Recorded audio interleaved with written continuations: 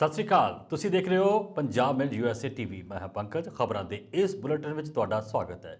ਖਬਰਾਂ ਦੇ ਇਸ ਬੁਲੇਟਿਨ ਦੇ ਸਪਾਂਸਰ ਨੇ real estate broker Mohan Cheema, real estate ਦੀ ਦੁਨੀਆ ਦਾ ਮੰਨਿਆ ਪਰਮੰਨਿਆ ਨਾਮ। ਪਹਿਲਾ ਪੇਸ਼ ਨੇ ਚੋਣਵੀਆਂ ਖਬਰਾਂ। ਟਰੂਡੋ ਦਾ ਵੱਡਾ ਬਿਆਨ, ਕਿਹਾ ਵੱਧ ਤੋਂ ਵੱਧ ਯੂਕਰੇਨੀ ਲੋਕਾਂ ਨੂੰ ਦੇਸ਼ 'ਚ ਦੇਵਾਂਗੇ ਸ਼ਰਨ। ਅਮਰੀਕਾ ਨੇ ਯੂਕਰੇਨ ਨੂੰ 13.6 ਅਤੇ IMF ਨੇ 1.4 ਅਰਬ ਡਾਲਰ ਦੀ ਮਦਦ ਨੂੰ ਦਿੱਤੀ ਮਨਜ਼ੂਰੀ। ਅਮਰੀਕਾ ਨੇ ਯੂਕਰੇਨੀ ਪਰਿਵਾਰ ਨੂੰ ਦੇਸ਼ 'ਚ ਸ਼ਰਨ ਲੈਣ ਦੀ ਦਿੱਤੀ ਇਜਾਜ਼ਤ। EU ਸੰਮੇਲਨ 'ਚ ਯੂਕਰੇਨ ਦੇ ਯੂਰਪੀ ਸੰਘ 'ਚ ਸ਼ਾਮਲ ਹੋਣ ਨੂੰ ਮਿਲੀ ਹਰੀ ਝੰਡੀ। ਅਮਰੀਕਾ ਯੂਕਰੇਨ ਵਿੱਚ ਜੈਵਿਕ ਹਥਿਆਰ ਤਿਆਰ ਕਰਨ ਲਈ ਫੰਡਿੰਗ ਕਰ ਰਿਹਾ। 119 ਹੋਰ ਭਾਰਤੀ ਅਤੇ 27 ਵਿਦੇਸ਼ੀ ਦਿੱਲੀ ਪਹੁੰਚੇ। ਇੰਜਣ ਖਰਾਬ ਹੋਣ ਤੇ ਟਰੰਪ ਦੇ ਜਹਾਜ਼ ਦੀ ਐਮਰਜੈਂਸੀ ਲੈਂਡਿੰਗ। ਬਿਮਾਰੀ ਫੈਲਣ ਤੋਂ ਰੋਕਣ ਲਈ ਜਲਦ ਹੀ ਨਸ਼ਟ ਕਰ ਦੇਣ ਜਰਾਸੀਮ। WHO ਨੇ ਯੂਕਰੇਨ ਨੂੰ ਦਿੱਤੀ ਸਲਾਹ।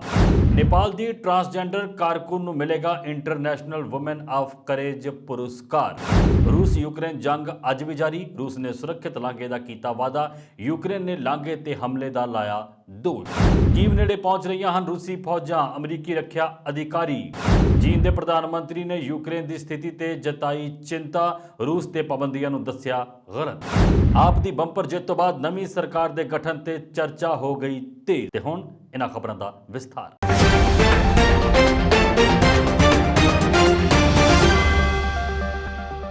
ਕੈਨੇਡੀਅਨ ਪ੍ਰਧਾਨ ਮੰਤਰੀ ਜਸਟਿਨ ਟਰੂਡੋ ਨੇ ਪੋਲੈਂਡ ਦੌਰੇ ਦੌਰਾਨ ਵੀਰਵਾਰ ਨੂੰ ਕਿਹਾ ਕਿ ਯੂਕਰੇਨ ਵਿੱਚ ਜੰਗ ਕਾਰਨ ਦੇਸ਼ ਛੱਡਣ ਵਾਲੇ ਲੋਕਾਂ ਵਿੱਚੋਂ ਵੱਧ ਤੋਂ ਵੱਧ ਸ਼ਰਨਾਰਥੀਆਂ ਨੂੰ ਕੈਨੇਡਾ ਸ਼ਰਨ ਦੇਵੇਗਾ। ਟਰੂਡੋ ਨੇ ਕਿਹਾ ਕਿ ਜ਼ਿੰਦਾ ਰਹਿਣ ਲਈ ਆਪਣਾ ਸਭ ਕੁਝ ਪਿੱਛੇ ਛੱਡ ਕੇ ਦੇਸ਼ ਵਿੱਚੋਂ ਨਿਕਲ ਰਹੇ ਯੂਕਰੇਨ ਦੇ ਲੱਖਾਂ ਲੋਕਾਂ ਨੂੰ ਦੇਖ ਕੇ ਸਾਡਾ ਦਿਲ ਦੁਖੀ ਹੋ ਜਾਂਦਾ ਹੈ। ਟਰੂਡੋ ਨੇ ਪੋਲੈਂਡ 'ਚ ਕਿਹਾ ਕਿ ਕੈਨੇਡਾ ਮਦਦ ਕਰੇਗਾ। ਕੈਨੇਡਾ ਤੁਹਾਡੀ ਮਦਦ ਲਈ ਇੱਥੇ ਮੌਜੂਦ ਹੈ। Poland North Atlantic Treaty Organisation ਦਾ ਮੈਂਬਰ ਹੈ, ਜਿਸ ਦੀ ਸਰਹੱਦ ਯੂਕਰੇਨ ਨਾਲ ਲੱਗਦੀ ਹੈ।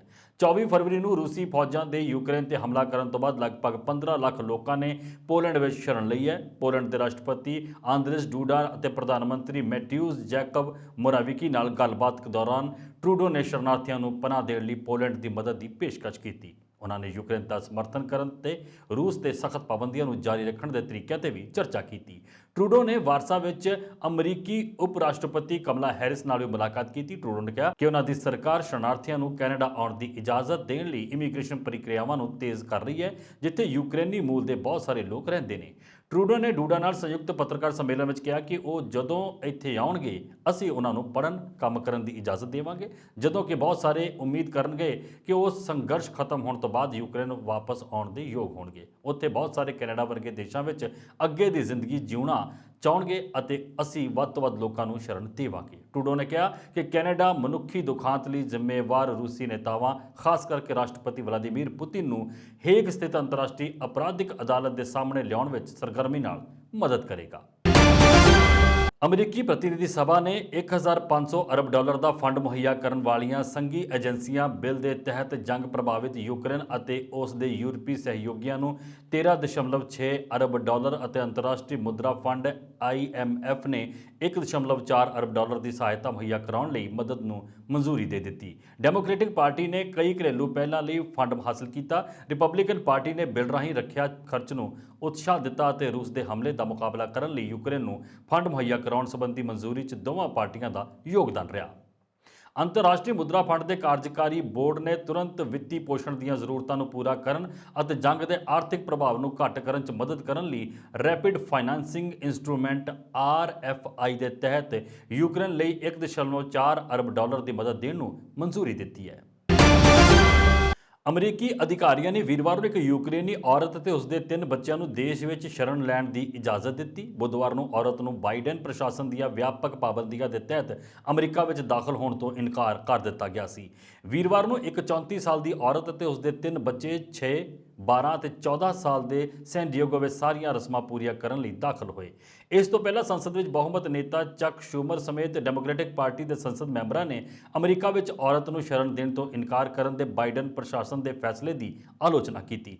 Centre for gender and refugee studies ਦੇ ਕਾਨੂੰਨ ਨਿਰਦੇਸ਼ਕ ਬਲੇਨ ਬੂਚੇ ਜਦੋਂ ਬੁੱਧਵਾਰ ਨੂੰ ਤਿਜੁਆਨਾ ਤੋਂ ਸੈਨ ਡਿਏਗੋ ਪਰਤ ਰਹੇ ਸੀ, ਉਦੋਂ ਉਹਨਾਂ ਨੇ ਯੂਕਰੇਨੀ ਔਰਤ ਅਤੇ ਉਸਦੇ ਬੱਚਿਆਂ ਨੂੰ ਰੋਂਦੇ ਹੋਏ ਦੇਖਿਆ।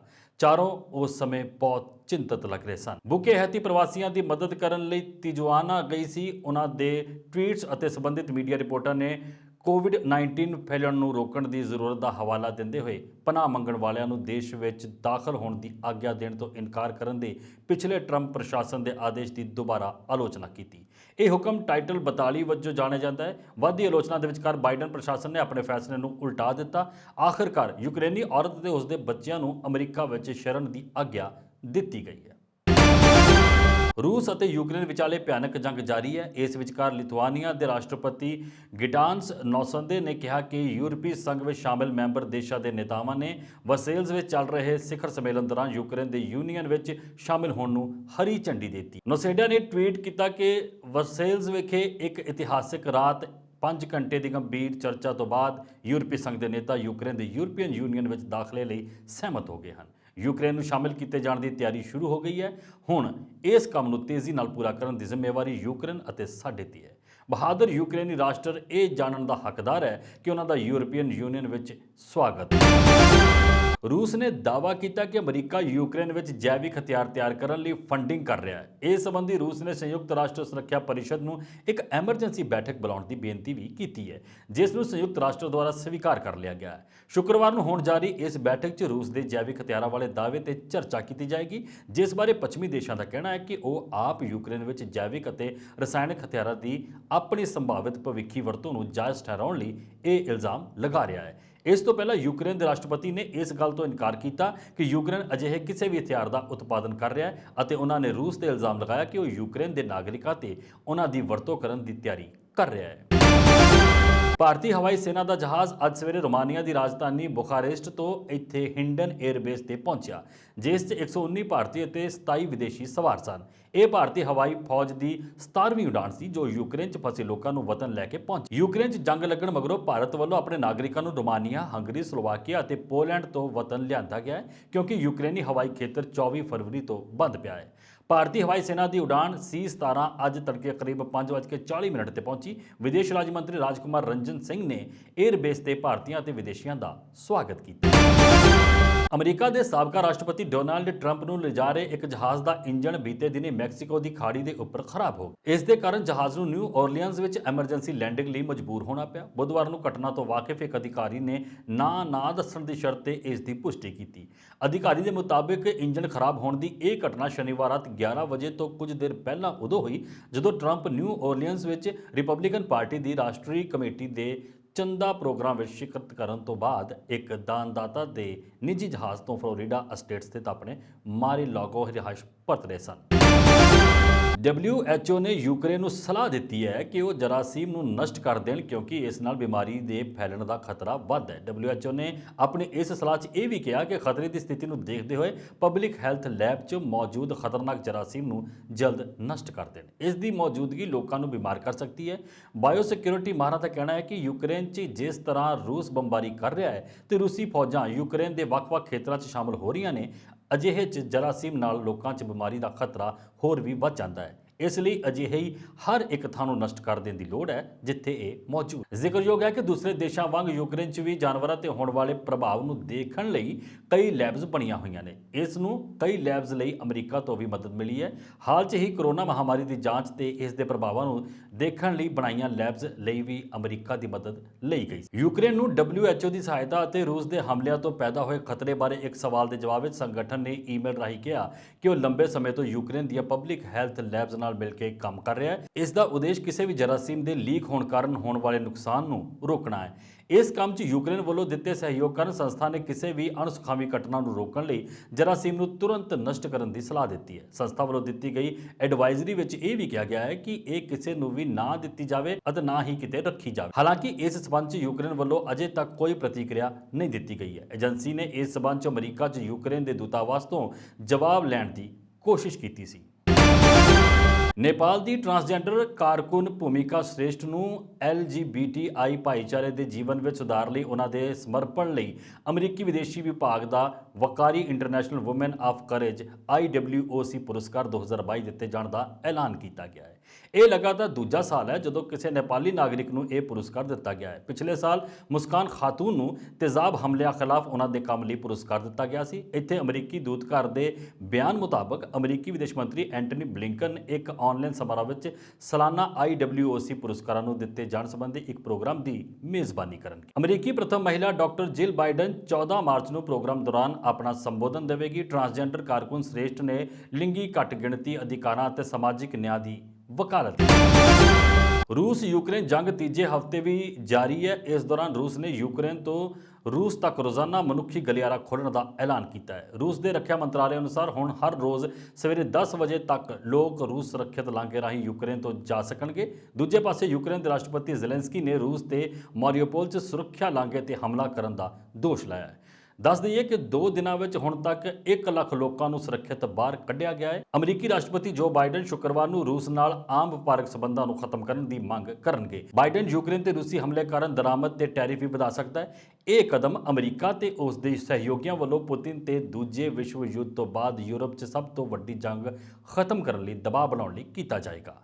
ਸੰਯੁਕਤ ਰਾਸ਼ਟਰ ਸੁਰੱਖਿਆ ਪਰਿਸ਼ਦ ਅੱਜ ਰੂਸ ਵੱਲੋਂ ਯੂਕਰੇਨ 'ਚ ਫੌਜੀ ਜੈਵਿਕ ਗਤੀਵਿਧੀਆਂ ਨੂੰ ਅੰਜਾਮ ਦੇਣ ਦੇ ਦਾਅਵੇ ਤੇ ਚਰਚਾ ਕਰਨ ਲਈ ਮੀਟਿੰਗ ਕਰੇਗੀ। ਵੀਰਵਾਰ ਨੂੰ ਸੰਯੁਕਤ ਰਾਸ਼ਟਰ 'ਚ ਰੂਸ ਦੇ ਉਪ ਰਾਜਦੂਤ ਦਮਿਤਰੀ ਪੋਲਿੰਸਕੀ ਨੇ ਇੱਕ ਟਵੀਟ 'ਚ ਦੋਸ਼ ਲਾਇਆ ਕਿ ਬਾਈਡਨ ਪ੍ਰਸ਼ਾਸਨ ਯੂਕਰੇਨ 'ਚ ਰਸਾਇਣਕ ਤੇ ਜੈਵਿਕ ਪ੍ਰਯੋਗਸ਼ਾਲਾ ਚਲਾ ਰਿਹਾ ਹੈ।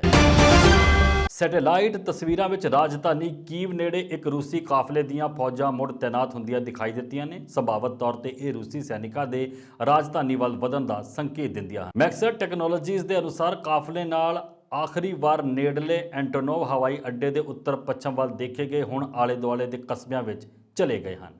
ਮੈਕਸਰ ਨੇ ਕਿਹਾ ਕਿ ਚਿੱਤਰਾਂ ਵਿੱਚ ਇਹ ਵੀ ਦਿਖਾਈ ਦੇ ਰਿਹਾ ਹੈ ਕਿ ਉੱਤਰ ਵੱਲ ਕਾਫਲੇ ਦੇ ਹੋਰ ਹਿੱਸਿਆਂ ਨੇ ਆਪਣੇ ਆਪ ਨੂੰ ਲੁਬਿਆਂਕਾ ਦੇ ਨੇੜੇ ਸਥਿਤ ਕਰ ਲਿਆ ਹੈ ਅਤੇ ਉਹਨਾਂ ਦੇ ਨਾਲ ਤੋਪਖਾਨੇ ਵੀ ਨੇ।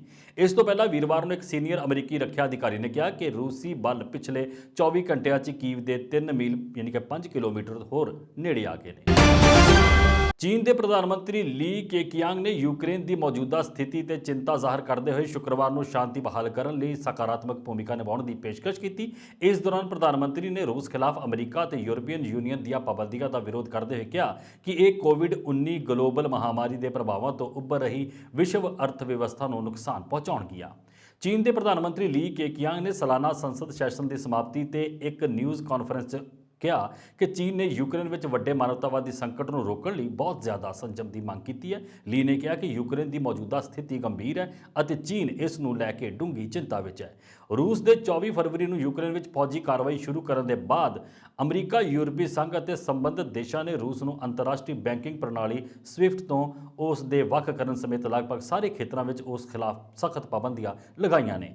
ਉਹਨਾਂ ਨੇ ਕਿਹਾ ਕਿ ਚੀਨ ਸੰਕਟ ਦੇ ਸ਼ਾਂਤਮਈ ਹੱਲ ਲਈ ਸਾਰੇ ਯਤਨਾਂ ਦਾ ਸਮਰਥਨ ਕਰਦਾ ਹੈ ਅਤੇ ਇਸ ਵਿੱਚ ਸਕਾਰਾਤਮਕ ਭੂਮਿਕਾ ਨਿਭਾਏਗਾ। ਉਹਨਾਂ ਨੇ ਕਿਹਾ ਕਿ ਸਾਨੂੰ ਪੂਰੀ ਉਮੀਦ ਹੈ ਕਿ ਸਥਿਤੀ ਆਮ ਵਾਂਗ ਹੋ ਜਾਏਗੀ ਅਤੇ ਪਹਿਲਾਂ ਵਾਂਗ ਸ਼ਾਂਤੀ ਕਾਇਮ ਹੋਏਗੀ। ਯੂਕਰੇਨ ਦੇ ਉੱਤਰੀ ਅਟਲਾਂਟਿਕ ਸੰਧੀ ਸੰਗਠਨ 'ਚ ਸ਼ਾਮਿਲ ਹੋਣ ਤੇ ਰੂਸ ਦੀਆਂ ਚਿੰਤਾਵਾਂ ਦਾ ਜ਼ਿਕਰ ਕਰਦੇ ਹੋਏ ਉਹਨਾਂ ਨੇ ਕਿਹਾ ਕਿ ਪ੍ਰਭੂਸੱਤਾ ਅਤੇ ਖੇਤਰੀ ਅਖੰਡਤਾ ਦਾ ਸਨਮਾਨ ਕਰਦੇ ਹੋਏ ਜਾਇਜ਼ ਸੁਰੱਖਿਆ ਦੇਸ਼ਾਂ ਦੀਆਂ ਚਿੰਤਾਵਾਂ ਨੂੰ ਵੀ ਗੰਭੀਰਤਾ ਨਾਲ ਲਿਆ ਜਾਣਾ ਚਾਹੀਦਾ ਹੈ। ਲੀ ਨੇ ਕਿਹਾ ਕਿ ਸਾਰੇ ਦੇਸ਼ਾਂ ਦੇ ਪ੍ਰਭੂਸੱਤਾ ਅਤੇ ਖੇਤਰੀ ਅਖੰਡਤਾ ਦਾ ਸਨਮਾਨ ਕੀਤਾ ਜਾਣਾ ਚਾਹੀਦਾ ਹੈ। ਸੰਯੁਕਤ ਰਾਸ਼ਟਰ ਚਾਰਟਰ ਦੇ ਉਦੇਸ਼ਾਂ ਦੇ ਸਿਧਾਂਤਾਂ ਦਾ ਪਾਲਣ ਕਰਨਾ ਚਾਹੀਦਾ ਹੈ ਅਤੇ ਸਾਰੇ ਦੇਸ਼ਾਂ ਦੇ ਜਾਇਜ਼ ਚਿੰਤਾਵਾਂ ਨੂੰ ਗੰਭੀਰਤਾ ਨਾਲ ਲੈਣਾ ਚਾਹੀਦਾ ਹੈ। ਪ੍ਰਧਾਨ ਮੰਤਰੀ ਨੇ ਕਿਹਾ ਕਿ ਉਸ ਆਧਾਰ ਤੇ ਚੀਨ ਆਪਣਾ ਮੁਲਾਂਕਣ ਕਰੇਗਾ ਅਤੇ ਸ਼ਾਂਤੀ ਦੀ ਜਲਦ ਬਹਾਲੀ ਲਈ ਸਕਾਰਾਤਮਕ ਭੂਮਿਕਾ ਨਿਭਾਉਣ ਲਈ ਅੰਤਰਰਾਸ਼ਟਰੀ ਭਾਈਚਾਰੇ ਨਾਲ ਕੰਮ ਕਰੇਗਾ। ਲੀ ਨੇ ਕਿਹਾ ਕਿ ਰੂਸ ਤੇ ਲਗਾਈਆਂ ਜਾ ਰਹੀਆਂ ਪਾਬੰਦੀਆਂ ਵਿਸ਼ਵ ਅਰਥਚਾਰੇ ਨੂੰ ਨੁਕਸਾਨ ਪਹੁੰਚਾਉਣਗੀਆਂ। ਉਹਨਾਂ ਨੇ ਕਿਹਾ ਕਿ ਕੋਵਿਡ-19 ਕਾਰਨ ਵਿਸ਼ਵ ਅਰਥਚਾਰੇ ਨੂੰ ਪਹਿਲਾਂ ਹੀ ਡੂੰਘਾ ਨੁਕਸਾਨ ਹੋਇਆ ਹੈ। ਇਹ ਪਾਬੰਦੀਆਂ ਵਿਸ਼ਵ ਅਰਥਚਾਰੇ ਨੂੰ ਹੋਰ ਨੁਕਸਾਨ ਪਹੁੰਚਾਉਣਗੀਆਂ। ਇਹ ਕਿਸੇ ਦੇ ਹਿੱਤ ਵਿੱਚ ਨਹੀਂ ਹਨ। ਲੀ ਨੇ ਕਿਹਾ ਕਿ ਚੀਨ ਸ਼ਾਂਤੀ ਅਤੇ ਸਥਿਰਤਾ ਨੂੰ ਕਾਇਮ ਰੱਖਣ ਅਤੇ ਵਿਕਾਸ ਅਤੇ ਖੁਸ਼ਹਾਲੀ ਨੂੰ ਬੜਾਵਾ ਦੇਣ ਲਈ ਆਪਣੇ ਉਸਾਰੂ ਯਤਨ ਕਰਨ ਲਈ ਤਿਆਰ। ਲੀ ਨੇ ਕਿਹਾ ਕਿ ਯੂਕਰੇਨ ਖਿਲਾਫ ਫੌਜੀ ਕਾਰਵਾਈ ਸ਼ੁਰੂ ਕਰਨ ਤੋਂ ਬਾਅਦ ਚੀਨ ਨੇ ਇਸ ਮੁੱਦੇ ਤੇ ਕਾਫੀ ਨਿਰਪੱਖ ਰੁਖ ਅਪਣਾਇਆ ਹੈ ਅਤੇ ਰੂਸ ਦੀ ਕਾਰਵਾਈ ਨੂੰ ਹਮਲਾ ਮੰਨਣ ਅਤੇ ਨਿੰਦਾ ਕਰਨ ਤੋਂ ਇਨਕਾਰ ਕਰਦਾ ਹੈ। ਪੰਜਾਬ ਵਿੱਚ ਆਮ ਆਦਮੀ ਪਾਰਟੀ ਦੀ ਜਿੱਤ ਦੇ ਨਾਲ ਹੀ ਨਵੀਂ ਸਰਕਾਰ ਦੇ ਗਠਨ ਨੂੰ ਲੈ ਕੇ ਚਰਚਾ ਤੇਜ਼ ਹੋ ਗਈ ਹੈ। ਆਮ ਆਦਮੀ ਪਾਰਟੀ ਦੀ ਸੁਨਾਮੀ ਤੋਂ ਬਾਅਦ ਬਣਨ ਜਾ ਰਹੀ ਭਗਵੰਤ ਮਾਨ ਦੀ ਅਗਵਾਈ ਵਾਲੀ ਸਰਕਾਰ ਵਿੱਚ ਕਈ ਅਜਿਹੇ ਨੇਤਾ ਹਨ ਜਿਨ੍ਹਾਂ ਨੂੰ ਅਹਿਮ ਜ਼ਿੰਮੇਵਾਰੀਆਂ ਮਿਲਣ ਦੀਆਂ ਮਜ਼ਬੂਤ ਸੰਭਾਵਨਾਵਾਂ ਨੇ। ਇਹਨਾਂ ਵਿੱਚ ਦੂਜੀ ਵਾਰ ਚੋਣ ਜਿੱਤਣ ਵਾਲੇ ਮੌਜੂਦਾ ਨੇਤਾ ਵਿਰੋਧੀ ਧਿਰ ਹਰਪਾਲ ਸਿੰਘ ਚੀਮਾ, ਉਪ ਨੇਤਾ ਵਿਰੋਧੀ ਧਿਰ ਸਰਬਜੀਤ ਕੌਰ ਮਾਣੂਕੇ, ਸਭ ਤੋਂ ਵੱਡੇ ਵੋਟ ਫਰਕ ਨਾਲ ਚੋਣ ਜਿੱਤਣ ਵਾਲੇ ਅਮਨ ਅਰੋੜਾ, ਕੁਲਤਾਰ ਸਿੰਘ ਸੰਧਵਾ, ਪ੍ਰੋਫੈਸਰ ਬਲਜਿੰਦਰ ਕੌਰ, ਗੁਰਮੀਤ ਸਿੰਘ ਮੀਤ ਹੇਰ ਦੇ ਨਾਂ ਸ਼ਾਮਿਲ ਹਨ। ਇਸ ਦੇ ਨਾਲ ਹੀ ਹਰਜੋਤ ਸਿੰਘ ਬੈਂਸ, ਗੁਰਿੰਦਰ ਸਿੰਘ ਗੈਰੀ ਵੜਿੰਗ, ਡਾਕਟਰ ਬਲਵੀਰ ਸਿੰਘ, ਨੀਨਾ ਮਿੱਤਲ, ਅਨਮੋਲ ਗਗਨ ਮਾਨ, ਕੁਲਵੰਤ ਸਿੰਘ ਅਤੇ ਕੁੰਵਰ ਵਿਜੇ ਪ੍ਰਤਾਪ ਸਿੰਘ ਦੇ ਨਾਂ ਵੀ ਸ਼ਾਮਲ ਹਨ। ਪਾਰਟੀ ਸੂਤਰਾਂ ਦਾ ਕਹਿਣਾ ਹੈ ਕਿ ਜਿਹੜੇ ਉਮੀਦਵਾਰਾਂ ਨੇ ਕਾਂਗਰਸ, ਅਕਾਲੀ ਦਲ ਅਤੇ ਭਾਜਪਾ ਗੱਠਜੋੜ ਦੇ ਦਿੱਗਜ ਆਗੂਆਂ ਨੂੰ ਕਰਾਰੀ ਹਾਰ ਦਿੱਤੀ ਹੈ, ਉਹਨਾਂ ਨੂੰ ਗਠਿਤ ਹੋਣ ਵਾਲੀ ਸਰਕਾਰ ਵਿੱਚ ਅਹਿਮ ਜ਼ਿੰਮੇਵਾਰੀਆਂ ਮਿਲ ਸਕਦੀਆਂ ਨੇ। ਪਾਰਟੀ ਦੇ ਇੱਕ ਸੀਨੀਅਰ ਆਗੂ ਮੁਤਾਬਕ ਜਿਨ੍ਹਾਂ ਉਮੀਦਵਾਰਾਂ ਨੇ ਚਰਨਜੀਤ ਸਿੰਘ ਚੰਨੀ, ਪ੍ਰਕਾਸ਼ ਸਿੰਘ ਬਾਦਲ, ਸੁਖਬੀਰ ਸਿੰਘ ਬਾਦਲ, ਕੈਪਟਨ ਅਮਰਿੰਦਰ ਸਿੰਘ, ਨਵਜੋਤ ਸਿੱਧੂ ਅਤੇ ਵਿਕਰਮ ਮਜੀਠੀਆ ਵਰਗੇ ਦਿੱਗਜ ਲੀਡਰਾਂ ਨੂੰ ਹਰਾਇਆ ਹੈ, ਉਹਨਾਂ ਨੂੰ ਹਰ ਹਾਲ ਵਿੱਚ ਨਵੀਂ ਬਣਨ ਵਾਲੀ ਸਰਕਾਰ ਵਿੱਚ ਵੱਡੀ ਜ਼ਿੰਮੇਵਾਰੀ ਸੌਂਪੀ ਜਾ ਸਕਦੀ। ਖਬਰਾਂ ਦੇ ਇਸ ਬੁਲੇਟਿਨ ਵਿੱਚ ਅੱਜ ਵਾਸਤੇ ਇੰਨਾ ਹੀ। ਹੋਰ ਅਪਡੇਟਸ ਲਈ ਦੇਖਦੇ ਰਹੋ ਪੰਜਾਬ ਮਿਲ USA TV। ਸਤਿ ਸ਼੍ਰੀ ਅਕਾਲ।